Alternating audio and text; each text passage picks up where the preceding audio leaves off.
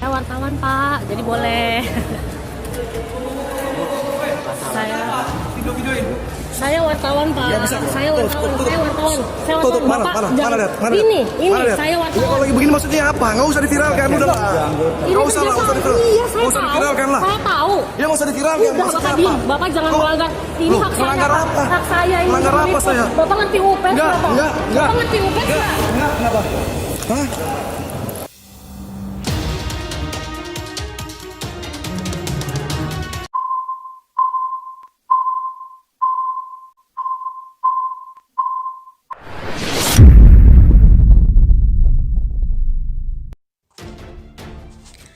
...56 jurnalis diintimidasi saat liput demo.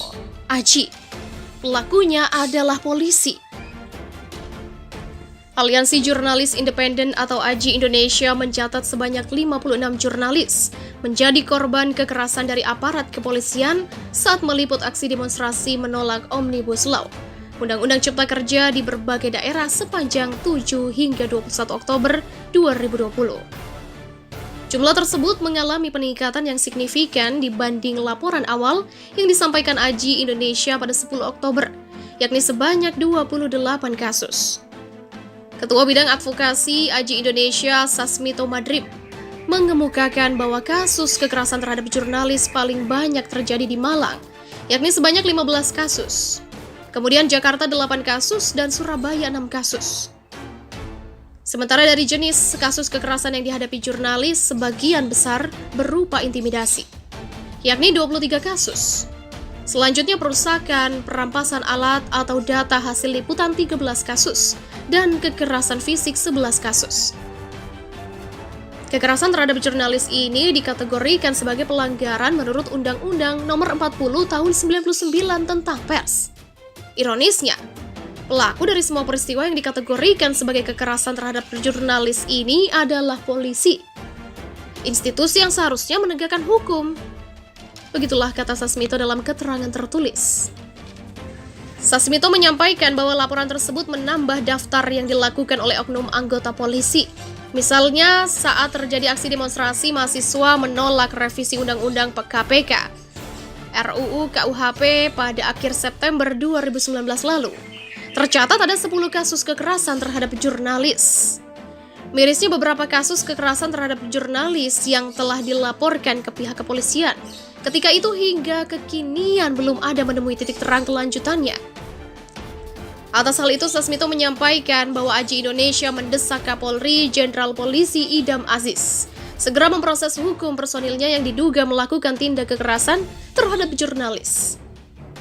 Sebab kekerasan terhadap jurnalis merupakan tindak pidana yang diatur dalam pasal 18 Undang-Undang Nomor 40 Tahun 1999 tentang Pers, yang menyatakan setiap tindakan yang menghambat atau menghalangi jurnalis mencari dan memperoleh informasi bisa dipidana dengan pidana penjara paling lama 2 tahun atau denda paling banyak 500 juta rupiah.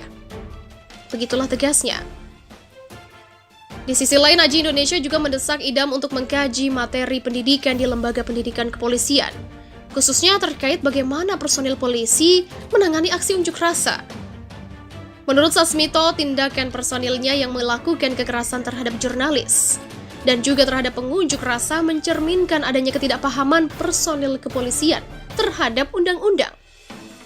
Sebab, jurnalis yang meliputi dan massa yang berunjuk rasa sama-sama dilindungi oleh undang-undang. Tugas polisi sebagai aparat penegak hukum membuat hak itu bisa dilaksanakan dan hanya melakukan penindakan jika ada peristiwa pidana. Begitulah katanya.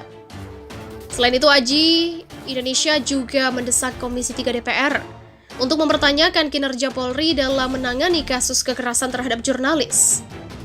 Sebagai institusi yang memiliki mandat untuk melaksanakan fungsi pengawasan, DPR dinilai Sasmito perlu memastikan bahwa Polri bekerja secara profesional dalam menegakkan hukum, termasuk memproses hukum personilnya yang terlibat dalam tindak pidana, termasuk kekerasan terhadap jurnalis. Mendesak sejumlah lembaga negara seperti Kompolnas, Ombudsman, dan Komnas HAM untuk memastikan polisi bekerja secara profesional, termasuk melakukan proses hukum terhadap personil kepolisian yang melakukan kekerasan terhadap jurnalis. Sebab, kekerasan oleh polisi terhadap jurnalis merupakan peristiwa yang kerap berulang, tapi para pelakunya hampir tidak ada yang diproses pidana. Demikian pungkas Sasmito. Kepolisian Negara Republik Indonesia membantah telah bertindak semena-mena terhadap masyarakat yang berbeda pandangan politiknya dengan pemerintah. Karo Penmas Divisi Humas Polri Brigjen Awi Setiono mengatakan, selama ini Korps Bayangkara bergerak melakukan penangkapan atau penindakan terhadap masyarakat berdasarkan adanya laporan polisi, baik model A atau B, dan berproses berdasarkan konstruksi hukum yang ada. Jadi seorang dapat dijerat dalam suatu perkara pidana terkait dengan peristiwa pidananya itu, kemudian unsur apa yang telah dilakukan atau dilanggar. Dari situlah konstruksi hukumnya. Demikian kata Awi. Awi menegaskan bahwa institusi Polri merupakan pelaksana undang-undang. Di sisi lain, Awi mengatakan, terbuka ruang bagi masyarakat yang merasa tidak puas dengan langkah penegakan hukum yang dilakukan oleh pihak kepolisian dengan mengajukan gugatan pra-peradilan. Langkah itu sekaligus sebagai fungsi kontrol terhadap pihak kepolisian. Jika dalam proses sistem peradilan pidana ada masyarakat yang merasa tidak puas dengan tindakan kepolisian, tentunya di pasal 77 KUHP telah diatur tentang sistem pra-peradilan. Apabila masyarakat tidak setuju atau mau menguji sah tidaknya penangkapan, penahanan, penghentian penyidikan, bahkan di tingkat penuntutan, juga dapat dipra-peradilankan. Hal ini sebagai kontrol bahwa polisi sudah betul atau tidak. Demikian jelas Awi. Sebelumnya, hasil SIGI dari Indikator Politik Indonesia mengungkapkan bahwa sebesar 57,7% menganggap aparat semakin semena-mena dalam menangkap warga yang tak sejalan pandangan politiknya dengan pemerintah. Publik menilai bahwa Indonesia makin tidak demokratis. Semakin takut warga menyatakan pendapat, semakin sulit warga berdemonstrasi, dan aparat dinilai semakin semena-mena. Maka kepuasan atas kinerja demokrasi semakin tertekan. Demikian ujar Direktur Eksekutif Indikator Politik Indonesia, Burhanuddin Muhtadi. Survei tersebut dilakukan pada 24 September hingga 30 September dengan menggunakan panggilan telepon karena pandemi COVID-19.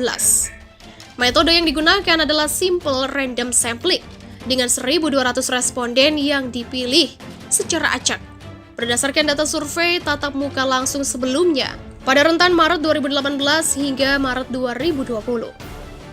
Adapun margin of error sekitar 12,9% dengan tingkat kepercayaan 95%. Sampel berasal dari seluruh provinsi di Indonesia yang terdistribusi secara proporsional.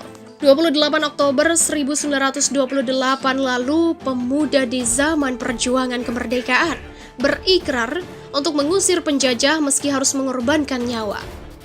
Tujuannya jelas, agar mereka dapat hidup merdeka dan bisa menentukan masa depan mereka sendiri. Tapi tahun ini, sebagian pemuda di era milenial berikrar untuk bergabung bersama buruh dan elemen rakyat lainnya untuk menentang Omnibus Law Undang-Undang Cipta Kerja. Mengapa? Karena mereka menganggap Undang-Undang Cipta Kerja sebagai bentuk penjajahan baru. Menyerukan buat pemuda-pemuda mahasiswa turun lagi bersama buruh dan tani. Begitulah ujar Alfi dari Front Mahasiswa Nasional atau FMN Bandung Raya. Alfi mengimbau pemuda dan mahasiswa tidak melakukan aksi sendiri-sendiri. Ia juga meminta pemuda dan mahasiswa dapat tunduk pada komando buruh. Jangan aksi sendirian, karena kalau aksi sendirian gak akan berdampak dan berefek apa-apa. Yang bisa memberikan dampak signifikan terhadap negara itu buruh dan tani, bukan pemuda mahasiswa. Sebelumnya, Ijal, penanggung jawab fraksi pemuda, mahasiswa, dan pelajar Forum Rakyat Membatalkan Omnibus Law, mengatakan ada beberapa hal yang mendorong pemuda untuk turun ke jalan. Pertama, sebagian besar pemuda, mahasiswa, hingga pelajar turun ke jalan memiliki orang tua yang bakal terimbas langsung Omnibus Law. Kedua, di dalam pasal 65 Undang-Undang Cipta Kerja versi 812 halaman mengatur mengenai liberalisasi pendidikan. Ia jelas berpengaruh terhadap nasib pelajar dan mahasiswa.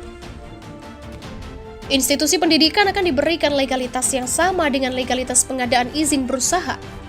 Dengan demikian, lembaga atau institusi pendidikan akan berstatus perusahaan. Ini kan bentuk komersialisasi pendidikan.